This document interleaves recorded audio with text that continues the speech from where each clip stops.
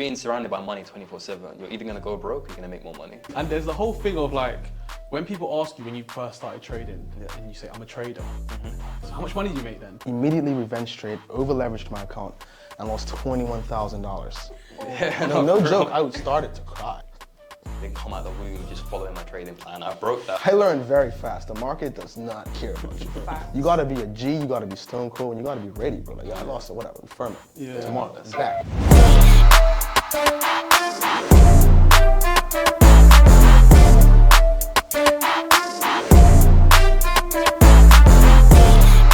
Hey guys, and welcome to the first episode of Traders Talk here at Equity Edge.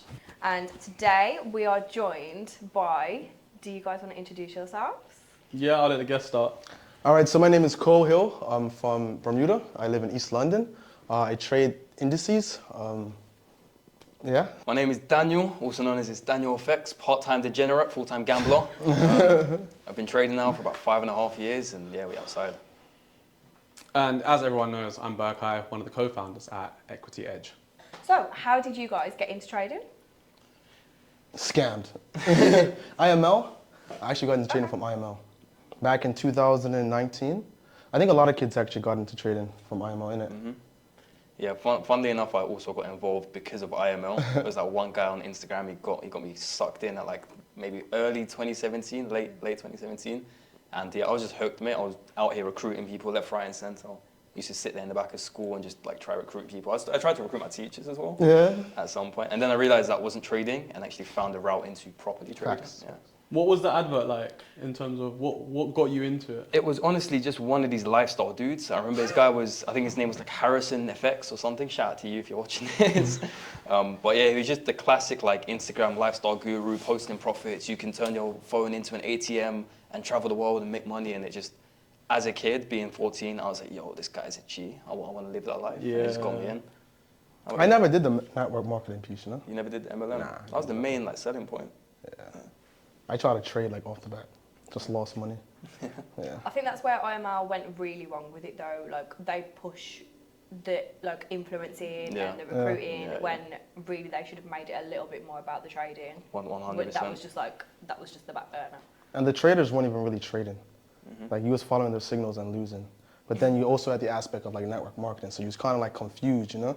You was like distracted a little bit. So what made you realise that, okay, right, this isn't it, like this is not trading? What made you realise that? I'd personally been in the company for about like 4.5 months, and I realized no one can actually trade. Facts. I haven't traded. I haven't even been through the course material. No one's mentioned it. The trading group chat was all about like MLM or multi-level marketing, and they also had about 5 million people on a regular basis tell me I was in the pyramid scheme. I didn't want to listen, obviously, because I was just trying to get my bread up, but I came to my senses. And they had that algo, that bot. What was the name of the bot? I don't know. Harmonic They had the wave. harmonic wave, pattern Elliott scheme. wave That type was one. BS as well, Yeah, bro. That's like a yeah. trading view indicator that you can just Yeah, slap on yeah. your chart, yeah. Yeah. That's crazy. So where did you go to, like did you find a mentor to actually teach you how to trade from there? No, I went straight to the good old YouTube, and then good old babypips.com was Love where I that. started learning. So I just went through that route. Funny enough, I found a mentor that was in IML, but he knew somebody that actually traded that wasn't in IML, and then I kind of just segued into like binary options. And I was like, I didn't really like this too much because in binary you have like an expiry time. It's kind of like trading, but it's more so almost like gambling. And then I kind of found my way into like indices and stuff. But it was from the IML guy, so shout out to you. You know who you are. I love that. So you literally just taught yourself from Baby Pips on YouTube? Yeah, literally like the first like 2.5, maybe 3 years, I was just baby pips, YouTube, backtesting, losing money. Like the markets were my teacher. And then around my 3rd year, I was just spiraling out. I traded every system, traded every indicator, and I was looking for a way forward. So I ended up getting a mentor who also turned out to be a guru. But he was a guru in a different aspect. It was more like a mindset. He was more spiritual based. He had this weird system where like you'd put your finger like this, and like if the cycle broke, it was like the trade was gonna go. Oh, it was weird. On his finger. With his finger, and it was like some spiritual like grounding thing. It was super weird. But I did learn some cool mindset stuff from him, and it kind of did piece together. But that guy, in hindsight, once again, I don't know why you keep finding these weird people online. Do you ever do that still? You know what? I tried it once. I lost that trade. I was like, yeah. Maybe I done it wrong, bro. Wrong hand. Probably did. Yeah. do you have like a strategy? Like, what would you call your strategy? Strategy, simple, price action based, break, retest, continuation. Like I spent so long trading everything under the sun, ICTs, smart money, indicators, like everything. And then one day I was just having this realization, everything's a different variation of this same concept. Facts. Find the key level, find the trend in Facts. market, trade the break, trade the retest, go with momentum. As long as you manage your risk and like you're not a degenerate with it, like you'll make some money. I mean, you said you were a degenerate. I am a degenerate, yeah. Very, very big degenerate. I trade the same way, but I trade more so than the manipulation. So like Daniel trades on like the 15-minute, innit? More so. 50 in 5 minutes. Yeah, I take entries like on the 1 minute. So it's more so a little more like scalping, which could be a little at times, but. Yeah. I was going to say that. How long do you typically hold your trades? Like, are you scalping, swinging? It depends, because based on my higher time frame, some trades I don't think are actually gonna, move like that. But some trades I'm actually looking for an entry point on the 1 minute. But that doesn't mean my bias is a 1 minute bias. I'm just looking for variations. You know what I mean? So I'm looking for that liquidity sweep. So on that like key level that everyone's thinking it's gonna hold, I'm waiting for that to break, then the reverse on the other side, and I'm in. And if it hits SL, I know a lot sooner because I'm on the 1 minute. Sometimes when you're in the 15 minute and the 5, it's like you're holding down.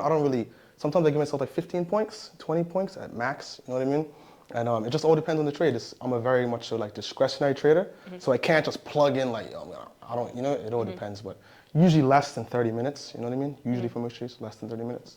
I like that. I like that you mentioned as well that you were a discretionary trader, because I think a lot of people, they try to be very rigid in their system, and I think sometimes it takes experience, and I feel like you can only use discretion when you have that experience as well, which is a really important point.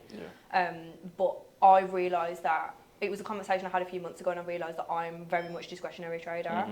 So hearing someone else say it makes a lot of sense, and I think most people should be trading with discretion.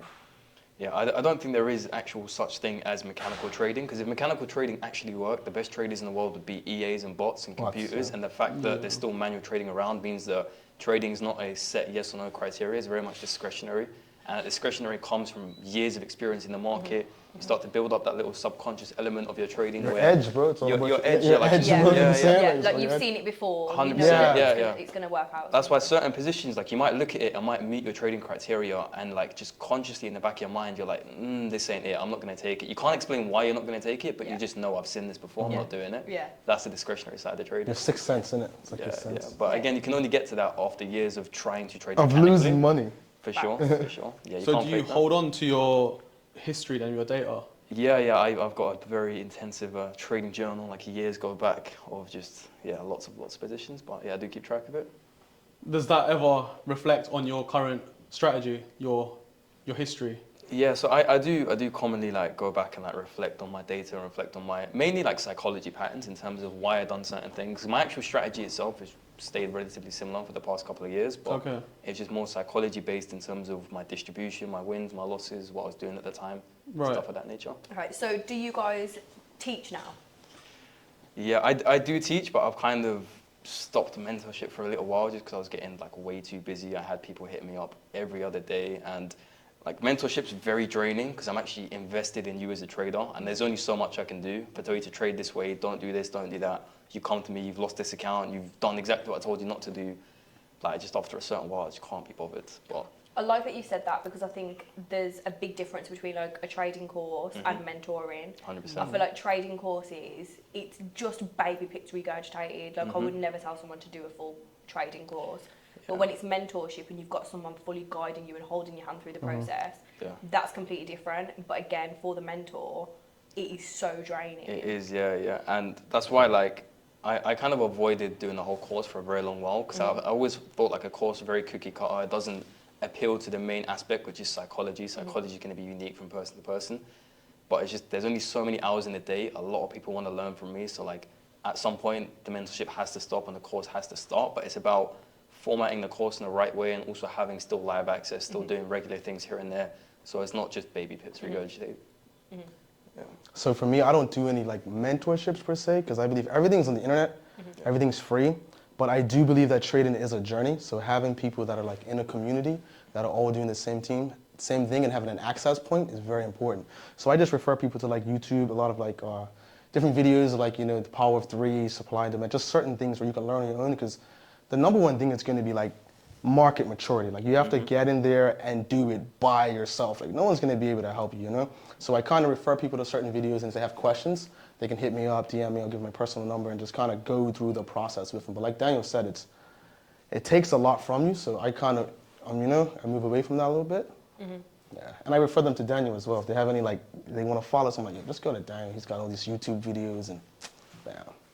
Gotta big up my boy, innit? Go on, bro. I love that. So you two kind of push a lot of lifestyle content, which No, I we don't. think is a little bit, what's the word? A little bit of a taboo maybe in the trading world. I'm evolving into a Forex guru. Yeah, It's my final form. What do you feel like what differentiates someone who is just marketing bullshit? Can I swear? Bro, showing your losses.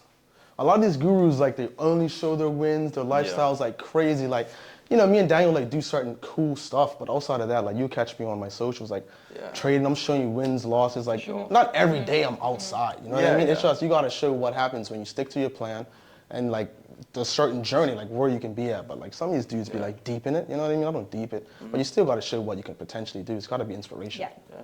I think it's two aspects. Number one, you actually have to trade.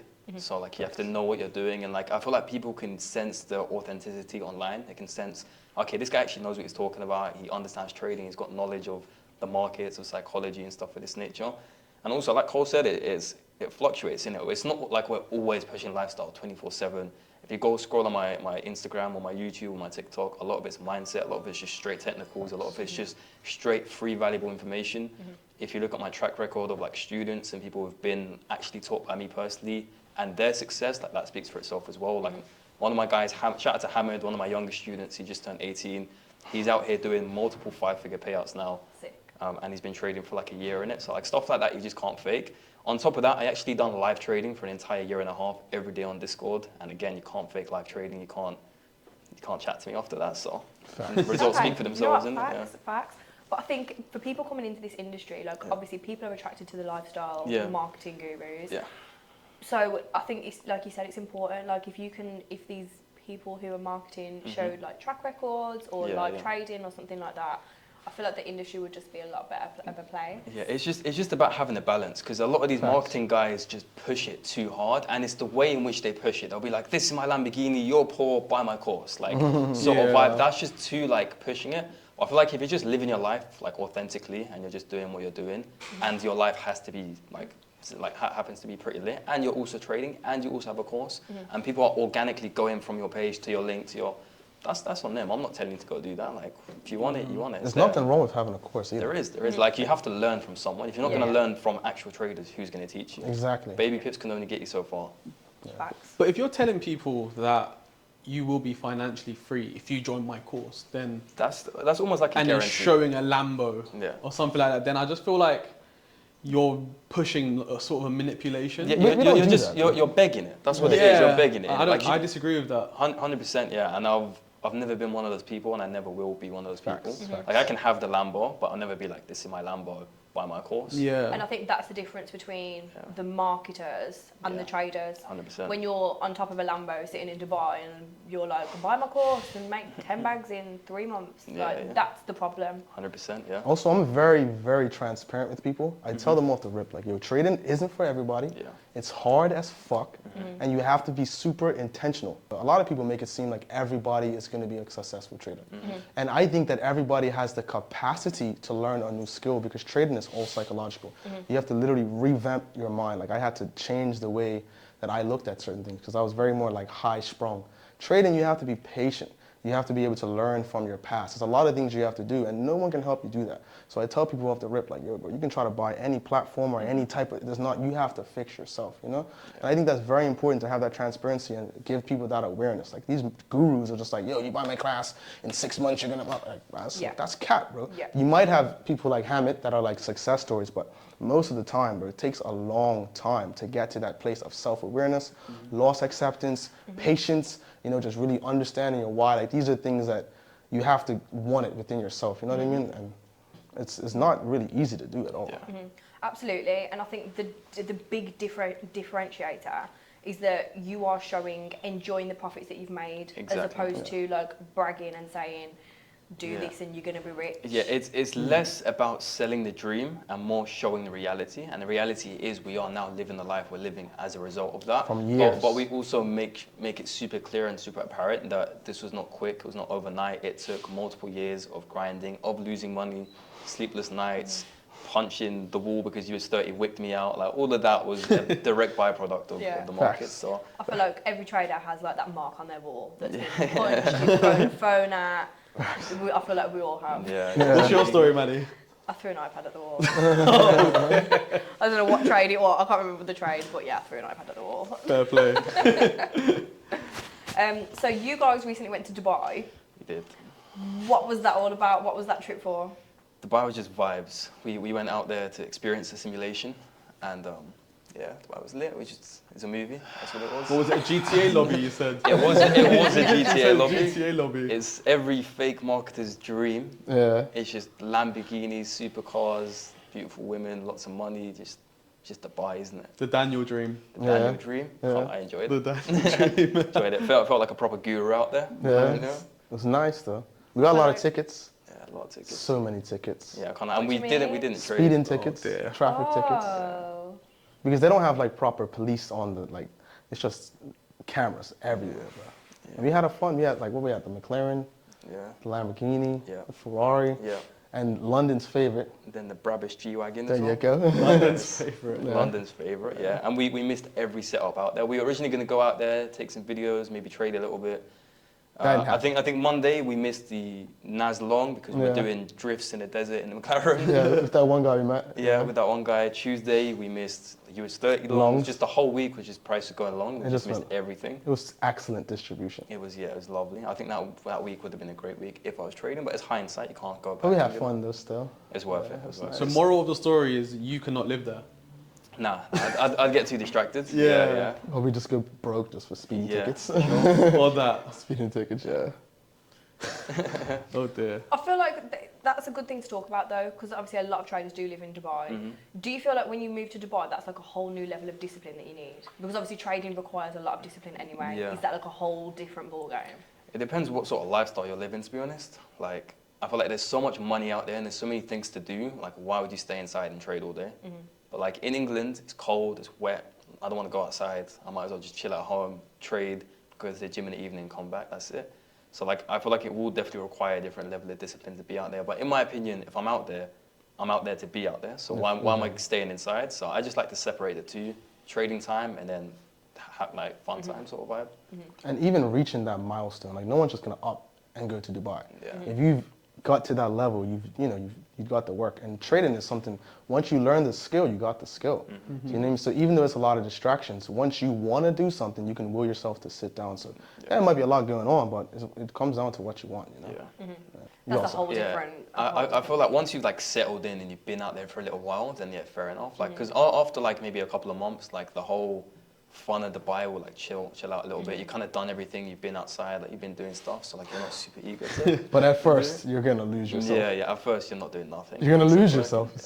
yeah. It's mad out But there. to your mental health, in terms of like the Dubai sun, Yeah. does that not have a different effect than it does to being in the UK with, the gloomy weather? Of course, innit? Like you wake up, we were staying like right by the marina, so you'd wake up, you just see the reflection of like the water, you'd see skyscrapers, it's sunny, it's vibes, you're just, it's good energy. More time you wake up around here, it's cold, you look outside, it's wet, you're like, fuck's sake, and like you don't want to do anything, but It puts you in a space. it does put you in a It space. puts you like in innit? an abundant space. Yeah. You know, I feel like when we went out there, both of our minds were like, Yeah. because you know, you can rub shoulders with millionaires in London a lot, but just like commonly being around a lot of billionaires or like hundreds of millions, it's, everywhere you go, you feel that money. It starts to infect you.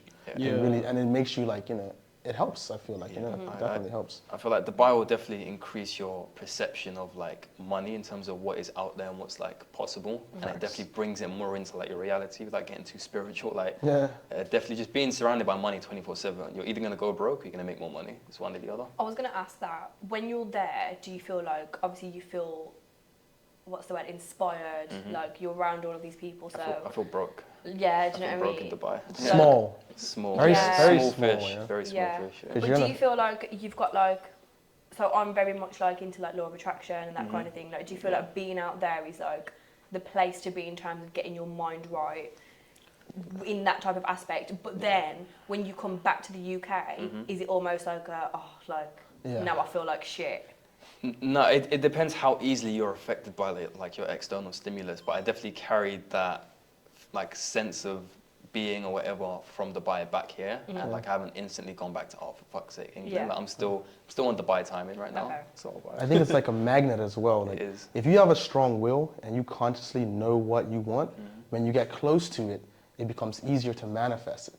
You know what I mean? So when you're in Dubai, if you're distracted and you don't really understand your why, then you're just out there just for the camera and all. But if you're really intentional and you're out there, I do feel like you can kind of exponentially get there faster because the resources are there. Everything you need is there. Yeah. You just got to kind of be on that type of time. And I feel like in London, it's still here. You know what I mean? Like equity, shout out equity, you know what I mean? But it's just not as, the whole city's not, it's not Dubai. You know what I'm saying? So if you're out there and you're moving with intention, I felt it. Like I was looking at Daniel, I was like, we went to see some properties. We was around some big money people, had some great conversations.